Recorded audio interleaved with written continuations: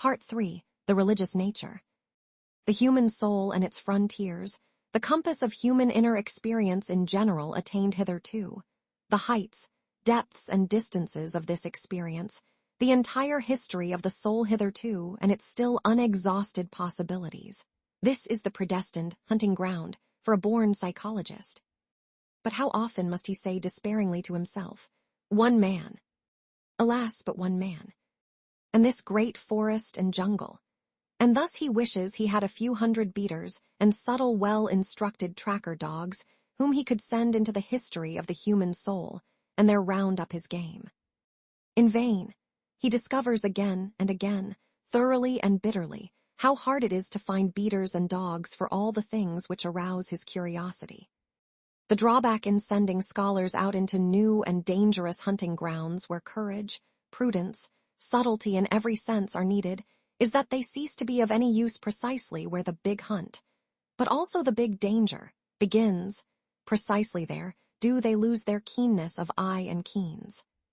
To divine and establish, for example, what sort of history the problem of knowledge and conscience has had in the soul of Baumine's religiosi, one would oneself perhaps have to be as profound, as wounded, as monstrous as Pascal's intellectual conscience was, and then there would still be needed that be. But who could do me this service? And who could have the time to wait for such servants? They appear too rarely. They are at all times so very improbable. In the end, one has to do everything oneself if one is to know a few things oneself. That is to say, one has much to do. But a curiosity like mine is after all the most pleasurable of vices. I beg your pardon. I meant to say, the love of truth has its reward in heaven and already upon earth.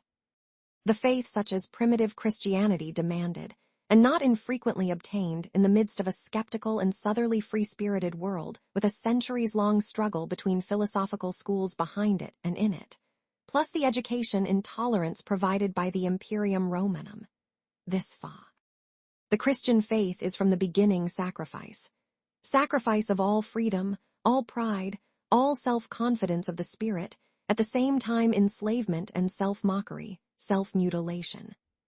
There is cruelty and religious phonitionism in this faith exacted of an overripe, manifold, and much-indulged conscience. Its presupposition is that the subjection of the spirit is indescribably painful, that the entire past and habitude of such a spirit resists the absurdissimum which faith appet. Modern men, with their obtuseness to all Christian nomenclature, no longer sense the gruesome superlative which lay for an antique taste in the paradoxical formula, God on the cross. Never and nowhere has there hitherto been a comparable boldness in inversion, anything so fearsome, questioning, and questionable as this formula. It promised a revaluation of all antique values. It is the Orient, the innermost Orient. It is the Oriental slave who in this fashion took vengeance on Rome and its noble and frivolous tolerance, on Roman Catholicism of faith. And it has never been faith, but always freedom from faith, that half-stoical and smiling unconcern with the seriousness. Enlightenment enrages, for the slave wants the unconditional. He understands in the domain of morality too only the tyrannical. He loves as he hates, without nuance into the depths of him, to the point of pain, to the point of sickness. The great hidden suffering he feels is enraged at the noble. Skepticism towards suffering, at bottom no more than a pose of aristocratic morality, was likewise not the least contributory cause of the last great slave revolt which began with the French Revolution. Wherever the religious neurosis has hitherto appeared on earth, we find it tied to three dangerous dietary prescriptions: solitude, fasting, and sexual abstinence, but without our being able to decide with certainty which is cause here and which effect, or whether any relation of cause and effect is. The justification of the latter doubt is that one of the most frequent symptoms of the condition, in the case of savage and tame peoples, is the most sudden and most extravagant voluptuousness which is then, just as suddenly, reversed into a convulsion of penitence and a denial of world and will. But nowhere is it more necessary to renounce interpretations. Around no other type has there grown up such an abundance of nonsense and superstition. None seems to have hitherto interested men, Even philosophers, the time has come to cool down a little on this matter, to learn caution. Better. Still in the background of the most recent philosophy, the Schopenhauerian, there stands, almost as the problem in itself, this gruesome question mark of the religious crisis and awakening. How is denial of the will possible? How is the saint possible? This really seems to have been the question over which Schopenhauer became a philosopher and set to work. And thus it showed a genuinely Schopenhauerian outcome that his most convinced adherent, perhaps also his last adherent, so far as Germany is concerned, namely Richard Wagner, brought his own life's work to an end at precisely this point, and at last introduced that dreadful and eternal type onto tea. But if one asks what it has really been in this whole phenomenon of the saint that has interested men of all types and ages, even philosophers, so immoderately, then the answer is, beyond doubt, the appearance of the miraculous adhering to it, namely the direct succession of opposites, of morally. Psychology has hitherto come to grief at this point. Has it not been principally because it has acknowledged the dominion of morality, because it itself believed in antithetical moral values and saw, interpreted these antitheses into the text and the facts? What? The miracle, only an error of interpretation. A lack of philology. It seems that their Catholicism is much more an intrinsic part of the Latin races than the whole of Christianity in general is of us Northerners, and that unbelief consequently signifies something altogether different in Catholic countries from what it does in Protestant, namely a kind of revolt. We Northerners are undoubtedly descended from barbarian races, also in respect of our talent for religion. We have little talent for it. We may accept the Celts, who therefore supplied the best soil for the reception of the Christian infection in the North. The Christian ideal came to blossom, so far as the pale northern sun permitted it, in France. How uncongenially pious are to our taste even these latest French skeptics, when they have in them any Celtic blood. How Catholic, how un-German does Auguste Comte's sociology smell to us with its Roman logic of the instincts. How Jesuitical that clever and charming Cicerone of Port Royal, Saint Beuve, despite all his hostility towards the Jesuits. And even more so earnest Renan. How inaccessible to us Northerners is the language of a Renan, in whom every other minute some nothingness of religious tension topples a soul which is in a refined sense voluptuous and relaxed. Repeat these beautiful words of his, and what malice and high spirits are at once aroused in reply in our probably less beautiful and sterner, that is to say German, souls. Dissons donc hardiment, quella religion est un produit de l'homme normal, que l'homme est, le plus dans le vrai quand il est elle. C'est quand il est bon qu'il veut, que la vertu corresponde à une ordre éternel. C'est quand il contemple les choses d'une manière désintéressée qu'il trouve la mort révoltante et absurde. Comment ne pas supposer que c'est dans ces moments-là que l'homme voit la mia. These words are so totally antipodal to my ears and habits that when I discovered them, my immediate anger wrote beside them la niaiserie religieuse par excellence, until my subsequent anger actually began to like. It is so pleasant, so distinguishing to possess one's own antipodes. What astonishes one about the religiosity of the ancient Greeks is the tremendous amount of gratitude that emanates from it. The kind of man who stands thus before nature and before life is a very noble one. Later, when the rabble came to predominate in Greece, fear also overran religion, and Christianity was preparing itself. The passion for God, there is the peasant, true-hearted and importunate kind, like Luther's. The whole of Protestantism lacks southern delicatezza. There is an oriental ecstatic kind, like that of a slave who has been undeservedly pardoned and elevated, as for example in the case of Augustine, who lacks in an offensive manner all nobility of bearing and desire.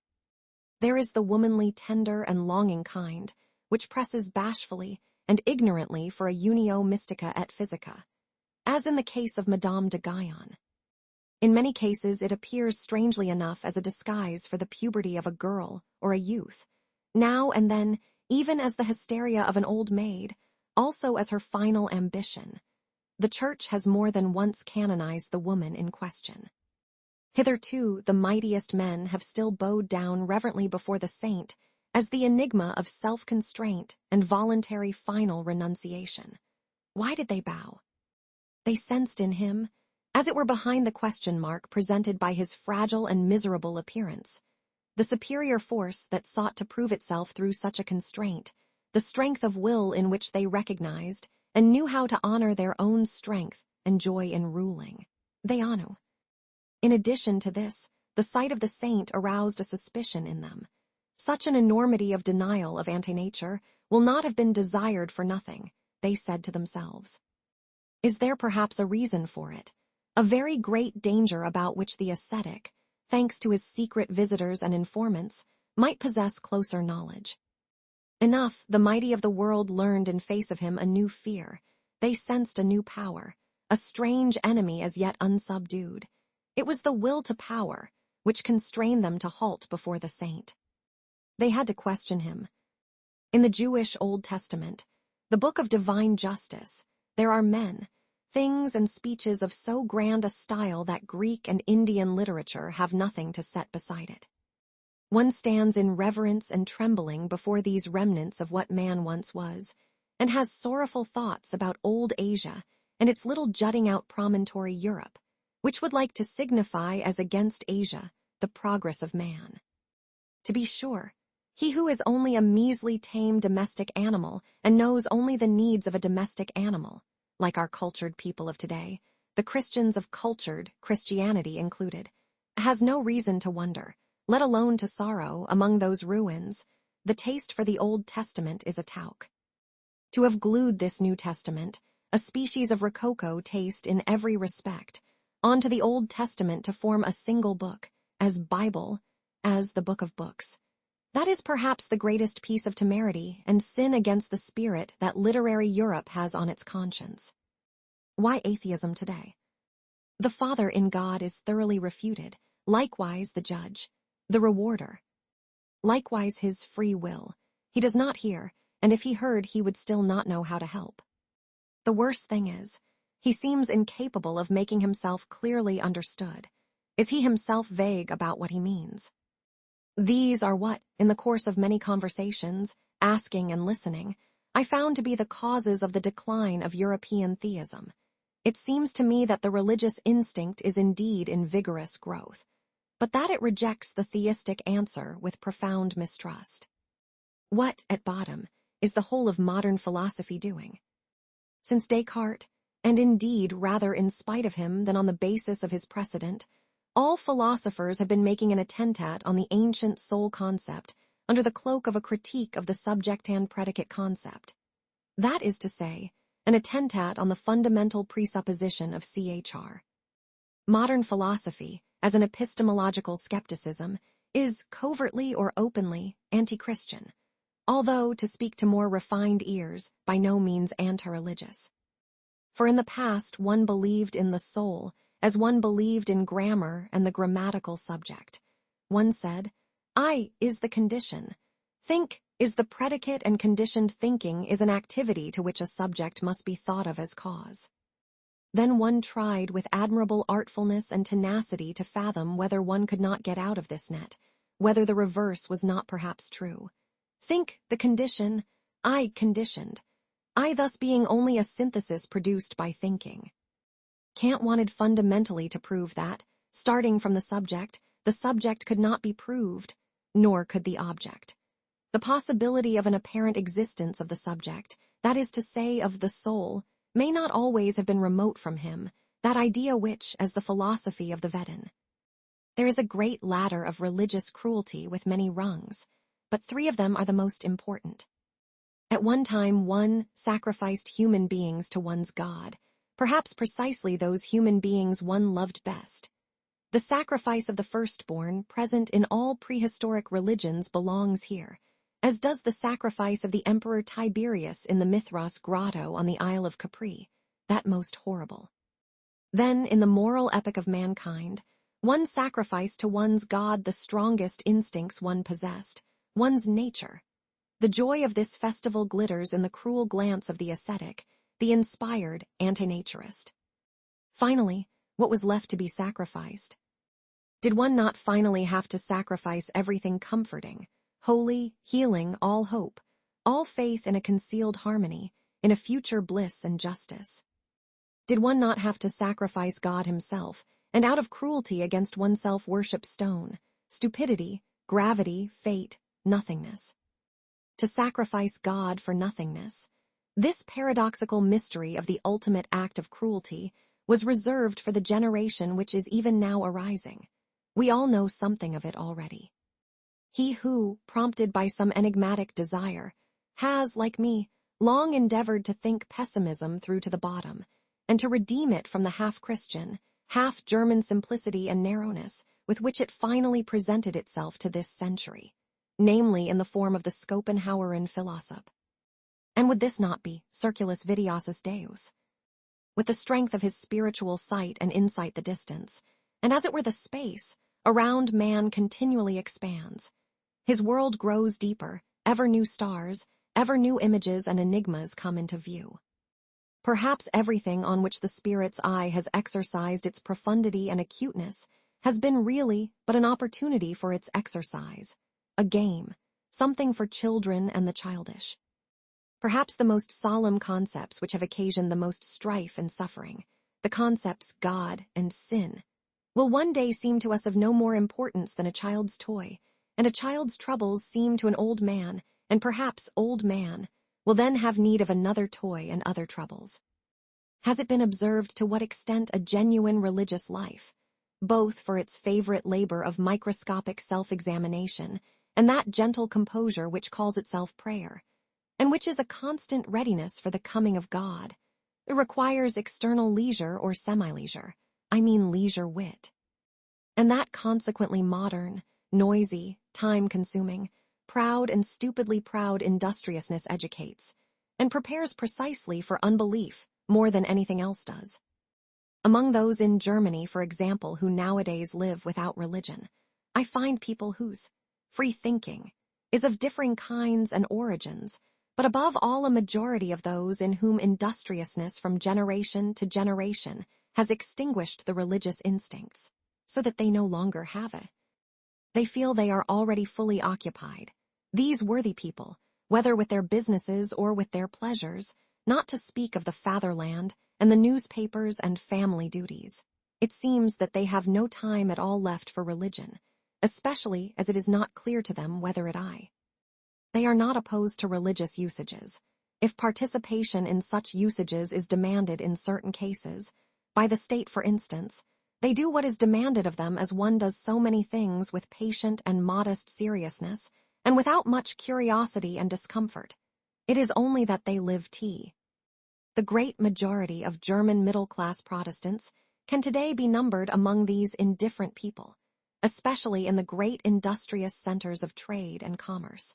Likewise, the great majority of industrious scholars and the entire university equipage, excepting the theologians, whose pious or even merely church-going people seldom realize how much goodwill, one might even say willfulness, it requires nowadays for a German scholar to take the problem of religion seriously.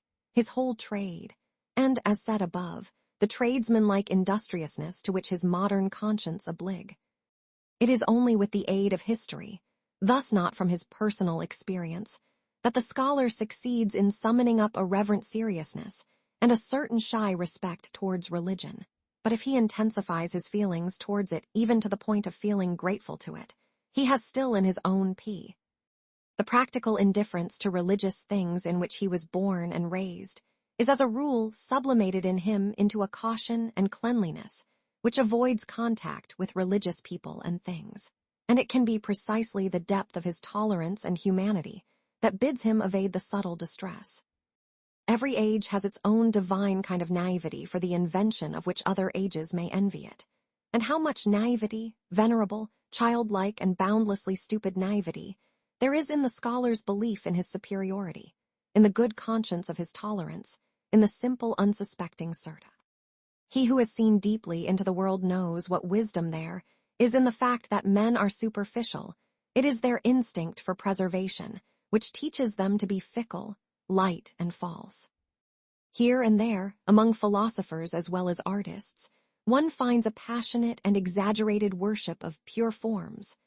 Let no one doubt that he who needs the cult of surfaces to that extent has, at some time or other, made a calamitous attempt to get beneath them.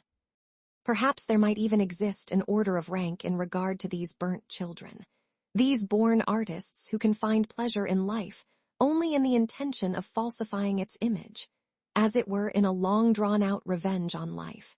One could determine the degree to which life has been spoiled for them. It is the profound suspicious fear of an incurable pessimism which compels whole millennia to cling with their teeth to a religious interpretation of existence. The fear born of that instinct which senses that one might get hold of the truth too soon, before mankind was sufficiently strong, suffici. Piety, the life in God, would, viewed in this light, appear as the subtlest and ultimate product of the fear of truth, as the artist's worship of an intoxication before the most consistent of all falsifications, as the will to inversion of truth, to untruth at any price. Perhaps there has up till now been no finer way of making man himself more beautiful than piety. Through piety man can become to so great a degree of art, surface, play of colors, goodness, that one no longer suffers at the sight of him. To love men for the sake of God, that has been the noblest and most remote feeling attained to among men up till now. That love of man without some sanctifying ulterior objective is one piece of stupidity and animality more, that the inclination to this love of man has first to receive its measure, its refinement, its grain of salt and drop of amber from a higher inclination, whatever man it was who first felt and. The philosopher as we understand him, we free spirits, as the man of the most comprehensive responsibility, who has the conscience for the collective evolution of mankind. This philosopher will make use of the religions for his work of education and breeding, just as he will make use of existing Paul.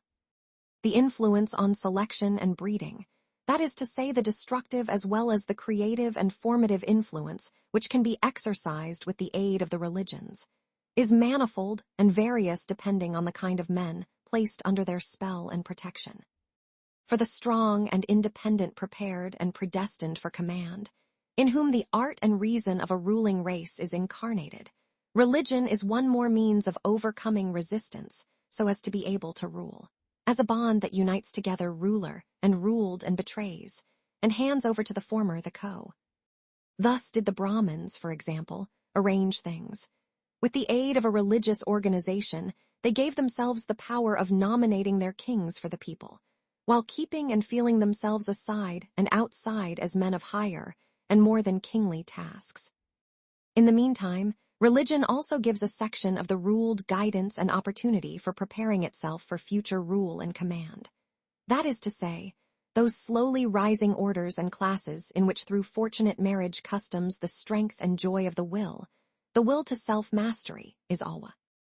To ordinary men, finally, the great majority, who exist for service and general utility, and who may exist only for that purpose, religion gives an invaluable contentment with their nature and station, manifold peace of heart, an ennobling of obedience, one piece of joy and sorrow more to share with. Religion and the religious significance of life sheds sunshine over these perpetual drudges, and makes their own sight tolerable to them. It has the effect which an Epicurean philosophy usually has on sufferers of a higher rank, refreshing, refining, as it were making the most use of suffering, ultim. Perhaps nothing in Christianity and Buddhism is so venerable as their art of teaching even the lowliest to set themselves through piety in an apparently higher order of things, and thus to preserve their contentment with the real order, within which they live hard enough lives and necessarily have. In the end, to be sure, to present the debit side of the account to these religions, and to bring into the light of day their uncanny perilousness. It costs dear and terribly when religions hold sway, not as means of education and breeding in the hands of the philosopher, but in their own right end. Among men, as among every other species, there is a surplus of failures, of the sick, the degenerate, the fragile of those who are bound to suffer. The successful cases are, among men too, always the exception, and considering that man is the animal whose nature has not yet been fixed, the rare X. But worse still, the higher the type of man a man represents, the greater the improbability he will turn out well. Chance, the law of absurdity in the total economy of mankind, shows itself in its most dreadful shape in its destructive effect on higher men, whose conditions of life are subtle manif. Now, what is the attitude of the above-named two chief religions towards this surplus of unsuccessful cases? They seek to preserve, to retain in life, whatever can in any way be preserved. Indeed, they side with it as a matter of principle as religions for sufferers. They maintain that all those who suffer from life as from an illness are in the right, and would like every other feeling of life to be count. However highly one may rate this kindly preservative solicitude, inasmuch as, together with all the other types of man, it has been and is applied to the highest type, which has hitherto almost always been the type that has suffered most.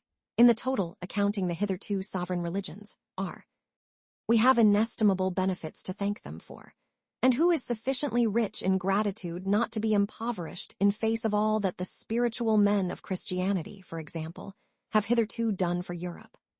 And yet, when they gave comfort to the suffering, courage to the oppressed and despairing, a staff and stay to the irresolute, and lured those who were inwardly shattered and had become savage away from society into monasteries and houses of correction for the soul, what did they have to do and add it?